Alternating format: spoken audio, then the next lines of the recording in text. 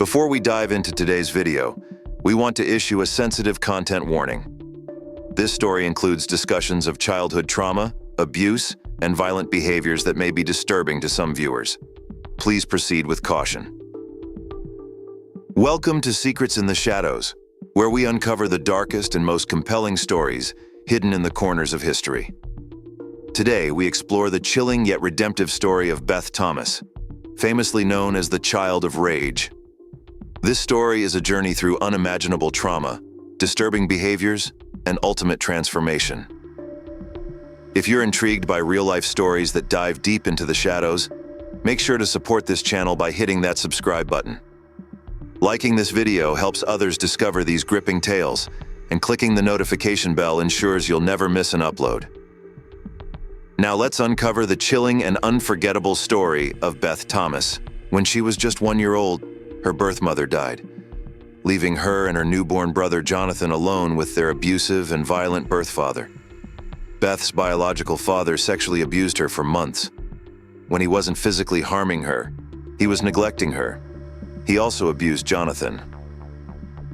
By February 1984, both children had been removed from their father's home. Her story begins in the early 1980s, when Beth and her baby brother Jonathan were adopted by a kind couple. Tim and Julie Tennant decided to adopt. Tim Tennant was a pastor at a small church. They were delighted to welcome 19-month-old Beth and 7-month-old Jonathan into their home. They knew little about the children's background and were told that they were normal and healthy.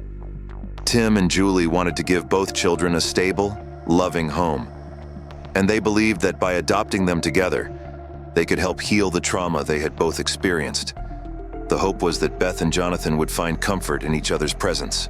But shortly after Beth Thomas was adopted, she began displaying psychopathic behavior. As a toddler, she removed a nest of baby birds from a tree, even though Julie said that the bird's mother wouldn't come back if the nest was gone. Then Beth squeezed all the baby birds to death. Beth physically and sexually abused her brother. She attempted to kill Jonathan multiple times, at one point smashing his head onto a concrete floor. She made no secret of her desire to murder her sibling, and she also expressed her desire to stab her adoptive parents. And when she wasn't threatening violence, she was masturbating at inappropriate times, sometimes even in public places. Terrified by their adopted daughter, who seemed to completely lack a conscience, Tim and Julie Tennant resorted to locking Beth in her room every night to protect her brother and themselves from her rage. But they couldn't live in fear in their own home forever, and by the time Beth Thomas was 6 years old, they decided to seek professional help.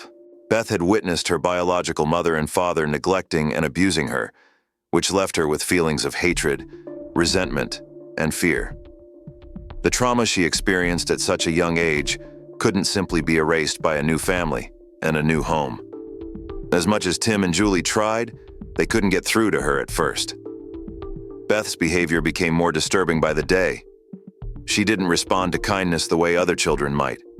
Instead of forming a bond with Tim and Julie, she began to lash out. She hurt her little brother Jonathan, hurting him physically, emotionally, and even threatening him. She would act out, screaming, throwing tantrums, and sometimes being violent toward both her brother and the family pets. Tim and Julie didn't understand why their efforts weren't working. They couldn't understand why their loving home wasn't enough to calm Beth's rage. Despite the tension and confusion, they didn't give up on her. They wanted to give her a chance at a better life, together with Jonathan, whom they believed was her only source of comfort. But as time passed, it became clear that the bond between Beth and Jonathan was not a simple sibling connection. It was complicated and unhealthy. Jonathan was afraid of his sister, but he also didn't want to leave her. Tim and Julie faced a heartbreaking reality. They couldn't protect Jonathan from Beth's dangerous behavior without taking drastic steps. In their effort to keep the family together, Tim and Julie locked Beth in her room at night, hoping to keep everyone safe. But this action only deepened the sense of fear and isolation Beth felt. The tension in the house grew thicker, and the adoptive parents began to feel helpless. Beth was diagnosed with something called attachment disorder, which meant she had trouble trusting others and forming close relationships. This condition is often caused by early childhood trauma, and it explained why Beth had trouble feeling safe with her new family. Beth Thomas was diagnosed with reactive attachment disorder, RAD, a severe trauma response present in children who do not form an emotional bond with their caregivers. This mental health condition is only diagnosed in the most extreme cases. She was examined by psychologist Magid. Beth began to slowly reveal the root of her trauma, the severe abuse and neglect she faced at the hands of her biological father. When Magid asked the young girl how she would kill her adoptive parents, she responded without any emotion, "Stab them." Beth also explained that she would murder them at night because, "I don't like them seeing me do it, but they can feel me do it." Beth also expressed her desire to kill her birth sibling and admitted to sexually abusing Jonathan. When Magid asked her what she did with Jonathan's genitals, she said, "I hurt it. I pinch it and squeeze it. Kick it." The psychologist asked her about a recurring nightmare about a violent man she'd mentioned before, and she replied, "I would be in the house upstairs. He comes up the stairs and hurts me." As it turned out, the man in the nightmare was her birth father. Magid questioned Beth about her biological father and what she could remember about him. Despite her young age, Beth spoke in graphic detail about her birth father's physical and sexual abuse. She said, "He touched my vagina until it bled. It hurted a lot, and he wouldn't feed me a lot. He'd hit on me and wouldn't be very nice to me." When asked about how old she was when the abuse happened, Beth said that she was only a year old. After Beth Thomas completed her sessions with Dr. Ken Magid, the psychologist decided that the girl should be temporarily separated from her adoptive family, as she still required intensive therapy to heal. She was then placed in the care of Connell Watkins, a therapist who specialized in intensive behavioral modification therapy. Watkins was extremely strict with Beth, requiring her to ask permission to eat, use the bathroom, and nearly everything else. She also kept her in a locked bedroom at night. This forced Beth to work to earn the trust of Watkins and the other staff members who were helping her. Only then would Beth earn privileges and more freedom to do what she wanted. She flourished under Watkins' care and finally began to express remorse for the pain and anguish that she put her brother and her adoptive parents through. However, Beth did not return to the home that she spent her early years in and was instead readopted by a different woman, Nancy Thomas, during the course of her treatment. From there, Beth continued to thrive, eventually graduating from the University of Colorado with a degree in nursing.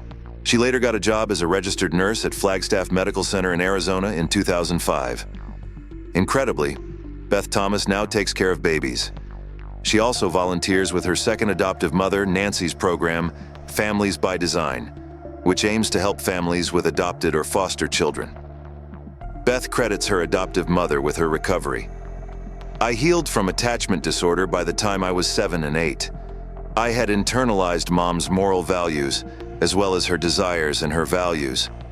She now works in a neonatal intensive care unit, caring for the most helpless and vulnerable babies." Beth also supports her adoptive mother's attachment work. She often lectures around the country about her experiences. Thank you so much for joining us today and learning about Beth Thomas's journey of healing. Her story serves as an important reminder of the power of resilience, the importance of therapy, and the strength it takes to overcome trauma. If this video has impacted you, we encourage you to take a moment to reflect on the incredible potential for healing that lies in all of us. If you enjoyed this video and want to see more content about true crime, psychology, and other thought-provoking stories, please make sure to hit the like button. Don't forget to subscribe to our channel, Secrets in the Shadows, and click the notification bell so you never miss an update on our latest videos. We have many more stories to share with you.